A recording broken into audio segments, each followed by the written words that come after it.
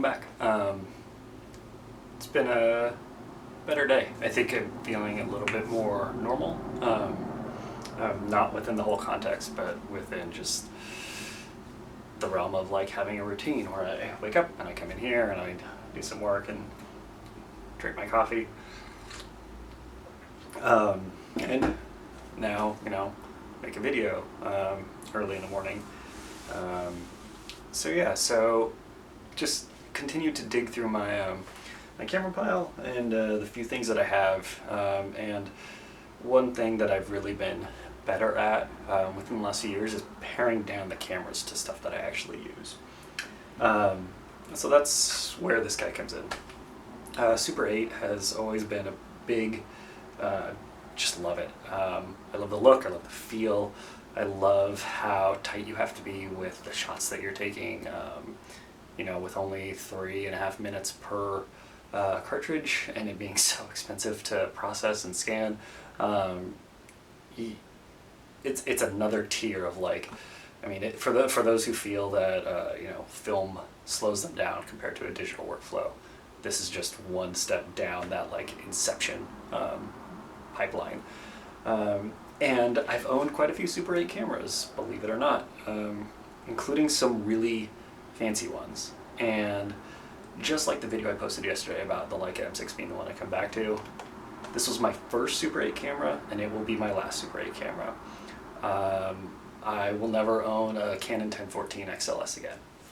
And for those wondering what the camera is, it's the Canon 514 XL. It's actually a pretty late model Super 8 camera. It was made in the early 80s. You can kind of tell by the design too, like it's plastic, it's got some leatherette on it, but it's all black. There's no silver that was really popular with a lot of Super 8 cameras. And the beauty of this compared to so many other Super 8 cameras, especially Canon's, is that there's no sound. So for those who don't know, when Super 8 came out, it was silent only, just like 16mm or just like standard 8. And at some point in the mid-70s, people wanted sound, and so they would take the standard Super 8 cartridge, which looks like this, and you could buy sound versions, which they would be a little bit taller, and in that bottom section was a magnetic strip, just like an audio cassette, that would record sound in sync with your footage. Those went away when VHS really came into light, and so by the early 90s you really couldn't get Super 8 with sound anymore. You can find them on eBay still, but they're needlessly clunky, they're super expired, so you're not going to get great footage out of them, and they're just, it's a waste. So the byproduct though of having all of that sound equipment is you needed old electronics to process that sound. And old electronics are big, and so when you look at all of the sound Super 8 cameras, they are huge. Like, this is the 514 XL. Canon made a 514 XLS, which is the same lens, same drive for the camera, same viewfinder, except it has this giant bulky side and bottom to it because it needed to be able to hold the bigger cartridge for one and be able to process and record that sound information. And so when we look at like what the inside of this looks like, it's a Super 8 cartridge. That's all it fits. You have 2 batteries, but really that's it. And when we're looking at like width as well, it's barely any wider than the Super 8 cartridge itself, which is just, it's fascinating how compact this is. It makes it a really nice and tight package when you compare it to something like a Leica M6. It's a little bigger, but not that much larger, really. It's also super ergonomic.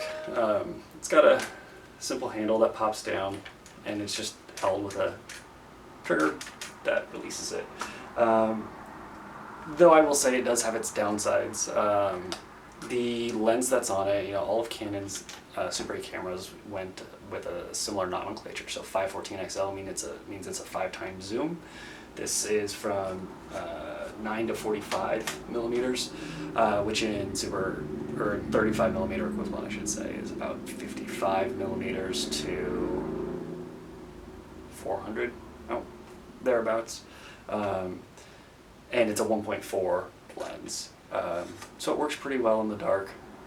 Canon made a few other cameras that were a little brighter or a little wider or a little longer, so like the 310, which was a 3x zoom and an f1, or going back to the 1014 XLS that I used to have, it's a 10x zoom with a 1.4. But again, this has been the one that I go back to. The 310, it's a little cheaper. It was more of an entry model camera. And so when you think about like, oh, what does someone need when they're shooting, it wasn't about the wideness or brightness of the lens, so that 1.0 wasn't the selling point. It would be the zoom. So 5x zoom is better than 3x zoom, and that's what really people gravitated towards. But I will say there are some accessories that you definitely need if you're going to be looking at one of these. First and foremost is a simple lens hood. I would really recommend. These lenses tend to flare quite a bit, and you'll notice that when you look at your footage. Some people like that. Some people feel like it goes along with the Super 8 aesthetic. This is just a cheap one that I got from eBay. It actually lives on a few different cameras, like the Fuji X-T1 that I'm shooting this video with right now. But this will just help tone those down. The other thing that I would strongly recommend is getting one of these like wide angle lens adapters. It's really basic. They were really popular with camcorders, you know, a decade or so ago, and they're cheap. You can find them for $10 on Amazon. The quality isn't going to be great, but with a format like Super 8, it's not great anyway. There's not much you can do there. But you can see actually, if we just screw this onto here, maybe, let's see if I can get this. There we go. You can see what it does in terms of wideness. It's not a ton, but it'll take that 50mm widest focal length that the 514 XL has and get it into the high 30s. I think it's like a 38 equivalent is what I've measured it to. Still not great, but when you're shooting indoors, it's definitely helpful. And again, these things can be had for just like $10. And then the last thing that I always keep with me when I'm shooting is a neutral density filter. When you have some of the faster films in here, what did I load in here? I don't know. There it is. This is 50D, so 50 daylight. But if you're shooting like Tri-X, which is a 200 speed for reversal, or if you're shooting some of the 200D, you can max out the shutter speed on these pretty quickly, even when the lens is stopped all the way down. And so a neutral density filter will just help you in those really bright lights. If you're out at the beach or it's a super sunny day, you're going to run into overexposure pretty quickly. For the camera itself, it does have auto zoom, so only works when it's running. You'll notice if we turn this on here, the camera's actually, you probably can't hear me when I do that, but the camera will zoom itself. It's not something I've ever really used, but it's in an ergonomic enough position that you can do it two-handed if you're holding the camera like this. It goes pretty easily. Has an exposure lock as well, which is just, again, it's a super basic thing, but it comes in really handy. And this is where the 514 really sits in kind of that middle tier of Super 8 cameras, and why I love it so much. It does have a standard threaded shutter cable, so if you want to use a bulb or timer or something like that, you can do it. It's got a self-timer built into it as well. Gives you about 10 seconds. And then if you flip it over, you just see a few other things. So you have your daylight and tungsten filter, but like most modern Super 8 cameras, the camera itself will put that into place as it's needed. So depending on what type of film cartridge you put in, it's going to pull or insert the filter as needed. But you can always override it here as well, depending on what type of lighting situation you're shooting in. And then it's got your frames per second selector. 18 is generally the standard for Super 8. You can go down to 9 if you want that kind of like fast motion, you know, people jumping around. A lot of people will shoot at 9 and project or replay it at 18 to give that sort of feel. Or if you play it at 9, you get a pretty choppy standard speed, but it looks a little clunky in my opinion. Generally speaking, I'll shoot at 18 and play back at 18. Some of the more modern cameras, or some of the more advanced cameras, can shoot up to 24 frames per second. I just don't find it to be needed. Not with Super 8 anyway. There's not enough definition to necessitate shooting at a standard frames per second like 24. And you're just going to burn through your cartridge 30% faster than you would, or 50% faster than you would shooting at 18. You can pop open the camera. Runs on 2 simple AA batteries, which is another great thing. By going with a more modern camera like this, sometimes the older Super 8 cameras, they would have 2 separate battery systems. You would have one for the drive and one for the meter. This only uses the AA's to power both. So you can get them anywhere. You don't have to really worry about if your battery dies on your light meter, you're going to be able to expose properly. And again, the cartridge just goes in there super easy. It's got a little window so you can see what type of film you've got in there. On the back side, you just have the viewfinder, and if you look through the viewfinder, you will see a couple of different things. Number one is the aperture. The camera will tell you what aperture you're shooting at for any given scene, and it'll adjust as you're shooting. So if all of a sudden you point the camera in towards the sun, you're going to see that diaphragm close down. It'll show you, it has a little film transport window as well, so there's a tiny little circle in there that'll kind of go black and white, and that just means that the film is advancing.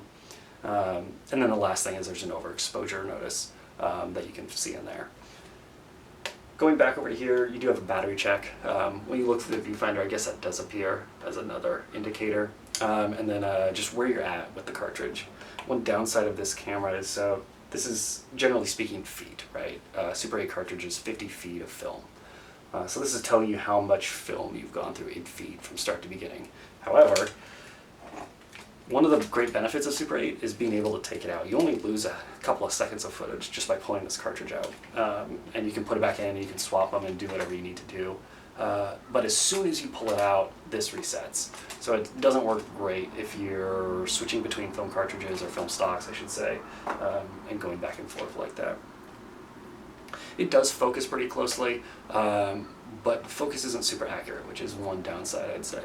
I've noticed plenty of times where I'm looking through it and I think I get the focus spot on, and then I review the footage after the fact, and I missed it slightly, even though it uses a standard split level view or split window viewfinder.